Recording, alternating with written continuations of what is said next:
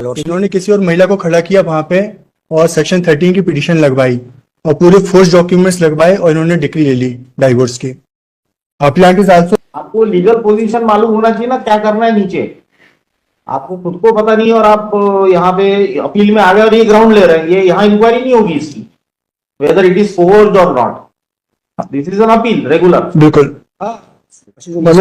Serious. I pray for 1 week time to file reply lordship to condition of delay election because there is a delay of 333 days. What is serious allegation? There may be allegation lordship, but I have filed a reply lordship. Respondent fraudulent Only 1 week time. obtained the improved order. I am only praying for the 1 week time lordship. इन्होंने किसी और महिला को खड़ा किया वहां पे और सेक्शन 13 की पिटीशन लगवाई और पूरे फोर्स डॉक्यूमेंट्स लगवाए और इन्होंने डिक्री ले ली डाइवोर्स की। Appellate is also appear my Lord. Lordship, I am praying for only 1 week time to file. इसको तो बोलने ही नहीं देते किसी को।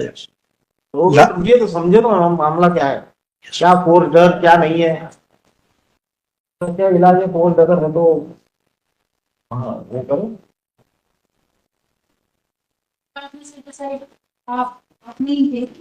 हम तो वहां अपीयर ही नहीं थे मैम।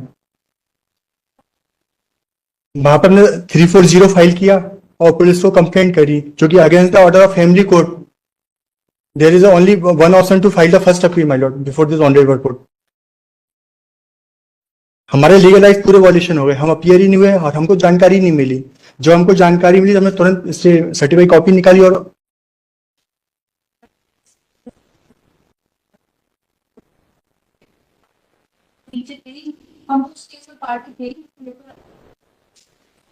ऑन दिस ऑर्डर हमारी जो लीगल राइट्स है माय लॉर्ड वो वायलेट हो गए, खत्म हो गए, क्योंकि हमारी मैरिज डिसॉल्व हो गई। हमारे नाम से किसी व्यक्ति को खड़ा कर दिया वहां,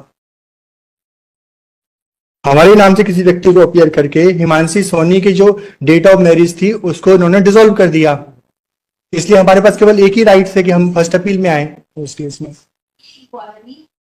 ये हाई कोर्ट कैसे करेगी, कहाँ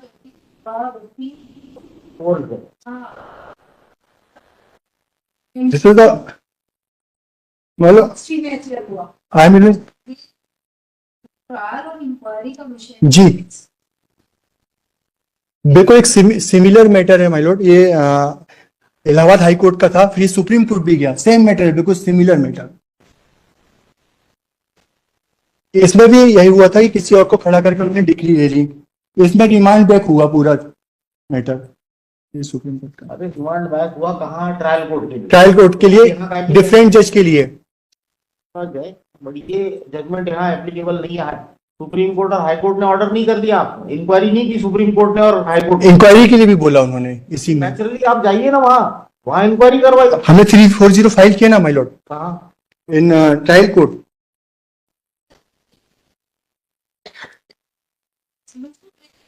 आपको लीगल पोजीशन मालूम होना चाहिए ना, क्या करना है नीचे।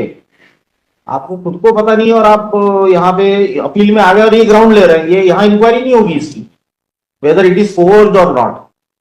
This is an appeal regular. बिल्कुल केस में रिकॉर्ड नीचे का आया है, उसी के बेसिस पे डिसाइड होगी माय लॉर्ड। इससे परे नहीं होगी। माय लॉर्ड नीचे में तो आप थे ही नहीं, आप कह रहे हैं हम तो पार्टी ही नहीं थी, हमारे जगह कोई और व्यक्ति खड़ा माय लॉर्ड। जो भी उसने एडमिशंस लिए या जो भी इस तरीके से सपोर्ट किया उसमें हस्बैंड हम भी तो कोई प्रैक्टिकल देख करके एक ऑर्डर करेंगे, हम कैसे इसके पीछे जाएंगे। मेरे फ्रॉड के बेसिस पे हासिल हुई है, स्मूथ लाना पड़ेगा। गलत वर्ड डिक्लेयर करा, गलत हो गई है, वही सिविल सूट फाइल होगा, यहाँ थोड़ी है।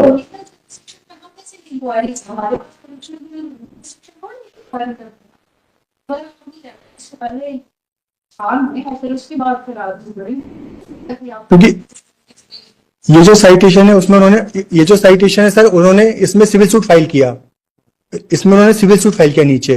वो सिविल पर आपने नहीं किया ना अभी तक। नहीं, वो ज्यूरिडिक्शन के बेस पे उनका डिसमिस हो गया, तब फिर वो ऑनरेबल हाई कोर्ट में आए। कोशिश तो की फाइल करके, ज्यूरिसडिक्शन के ग्राउंड पे डिसमिस हुआ, रिमांड हो गया जी। यहाँ तो फाइल ही नहीं हुआ अभी तक। तो इसमें क्या है सर, एक जो व्यक्ति वो शादी कर लेगा क्योंकि उसका कर लेगा, तो क्या आप मेरिट पे भी चैलेंज कर रहे हैं क्या इसको? विद इन 3 मंथ, ये 3 महीने के अंदर सेक्शन 13 डिसाइड हो गया। इस चीजें समझना जरूरी होता है काउंसिल को। मैं समझ गया सर। तो मैरिज को मेरे क्लाइंट को सही सलाह देना। हमारी मैरिज डिसॉल्व हो गई on the basis of order of family court. Family court का final We are asking whether you are challenging this order on merits or on the ground that this decree has been obtained fraudulently. Please tell us very clear first. This is the my ground Yeah. because that degree was taken by respondent through fraudulently. So we cannot deal with that issue here in appeal. You have to file a civil suit for declaring that judgment decree as null and void because it has been obtained by fraud. एक बार इसको और कर कीजिए, इस part में भी satisfy करने की बात आई जी ये नीचे हाँ, इसमें उसमें एक्सपायरी थी, इसमें मेरिट पे है। नहीं था। इसको आफ्टर 2 days रख लें तो उसमें से मैं स्टडी और कर लेता हूँ क्योंकि After understanding we will not adjourn the matter. Clear है। अभी यहाँ इंक्वायरी होगी क्या क्या या फ्रॉड है, यहाँ कैसे इंक्वायरी करेंगे आप में ये बता दीजिए जरा। This is a technical issue my Lord, that's why I am technical, this is remedy is available. ये कोर्ट कैसे और वो महिला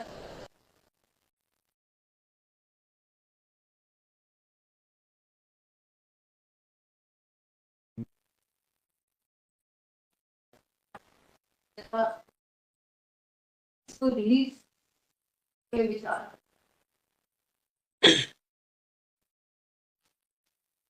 खाली हाँ फर्स्ट अपील है।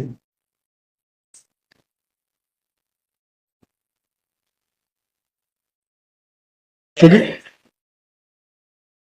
फैमिली कोर्ट के ऑर्डर के अगेंस्ट में नहीं, आप बेसिक क्वेश्चन ही नहीं समझ can taken on next week my lord, मैं इस पे रिसर्च कर लेता हूँ। तो टेक्निकल इशू रिसर्च किया आपने, अपील मैं बनाया, अभी किया ना रिसर्च, मैंने जजमेंट लेकर आया हूँ मैं, उसमें यही सेम जजमेंट आपके केस में एप्लीकेबल ही नहीं है। उसमें जजमेंट वो लाना पड़ता है जो अपने केस में एप्लीकेबल हो। उसमें इंक्वायरी का ऑर्डर किया उन्होंने, इसलिए मैंने अरे आप बेसिक फैक्ट्स ही नहीं देख रहे हैं, उसके फैक्ट्स अलग हैं, इसके फैक्ट्स अलग हैं टोटली। आप क्या देखते हैं ऑपरेटिव पोर्शन, आखिरी में कोर्ट ने, सुप्रीम कोर्ट ने क्या लिखा, उन्होंने कहा रिमांड कर दिया तो हमारा भी केस रिमांड हो जाए। फैक्ट्स बताओ ना, सिमिलर है क्या? उसमें एक्चुअली से फैमिली कोर्ट्स का जो पूरा ऑर्डर सीट है वो उन्होंने डिस्कस की हुई है। फिर भी देखिए आर्ग्यू करते रहेंगे, आप नहीं समझेंगे। तो सर इसको नेक्स्ट वीक ले लीजिए, मैं इस पे देख लेता हूँ क्या रेमेडी हमारे पास। Counsel for the appellant prays for time to satisfy this court as to how this appeal is maintainable on the ground of on the ground that the decree and judgment and decree has been obtained by fraud. My lord. List in the next week, no further adjournment. My lord.